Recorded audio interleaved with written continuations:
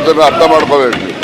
ಹೆಂಗೆ ಕೂತಿದ್ದೀರಿ ನಾಚಿಕೆ ಇಲ್ವಾ ನಿಮಗೆ ಅಂದರೆ ನನಗೆ ನಾಚಿಕೆ ಇಲ್ಲ. ಅಂತಹ ಕೀಳು ಮಟ್ಟದ ಮಾತುಗಳನ್ನು ಆಡ್ತಿರಲ್ಲ, ನಿಮಗೆ ನಾಚಿಕೆ ಆಗ್ಬೇಕು. ಮತ್ತೆ ಅದರಿಂದ ಸನ್ಮಾನ್ಯ ಅಧ್ಯಕ್ಷರೇ, ಅದಿಲ್ಲ, ಅದು ಆಗಲಿ. ಈಗ ನಾನು ರಾಜೀನಾಮೆ ಕೊಟ್ಟಿದ್ದೀನೋ ಬಿಟ್ಟಿದ್ದೀನೋ, ನನ್ನ ರಾಜೀನಾಮೆ ಯಾರು ಕೇಳೋರೆ, ಯಾರು ಬಿಟ್ಟವ್ರೆ, ಯಾರಿಗೆ?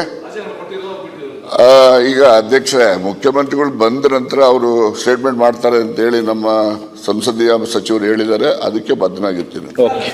ಆಯ್ತು, ಮತ್ತೆ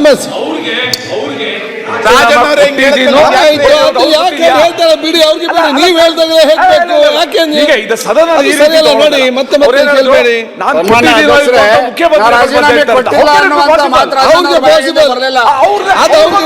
ಚರ್ಚೆ ಮಾಡ್ತೀನಿ. ಏನಾದ್ರೂ ಬೆಳವಣಿಗೆ ಇದ್ರೆ ನಾವು ಅವ್ರ ಗಮನಕ್ಕೆ ತರ್ತೇವೆ, ಸದನಕ್ಕೆ ಗಮನಕ್ಕೆ. ರಾಜಣ್ಣ ಅವ್ರು ಎದ್ದು ಹೇಳುವ ಒಂದ್ ನಿಮಿಷಕ್ಕೆ. ರಾಜಣ್ಣ ಅವರು ಅಲ್ಲ, ಒಂದೇ ನಿಮಿಷ. ರಾಜಣ್ಣ ಅವರೇ, ನೀವು ನಾಚಿಕೆ ಆಗಲ್ವಾ ಅನ್ನೋ ಪದನ ನಾನು ಹೇಳಿಲ್ಲ, ಬಳಸಿಲ್ಲ.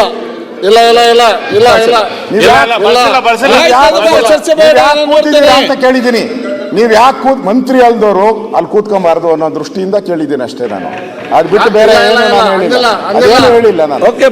ಅದೇನು ನಾನು ಹೇಳಿಲ್ಲ. ಅಧ್ಯಕ್ಷರೇ, ರಾಜೀನಾಮೆ ಕೊಟ್ಟಿಲ್ಲ ಅಂತ ಮಾತ್ರ ಹೇಳಿಲ್ಲ.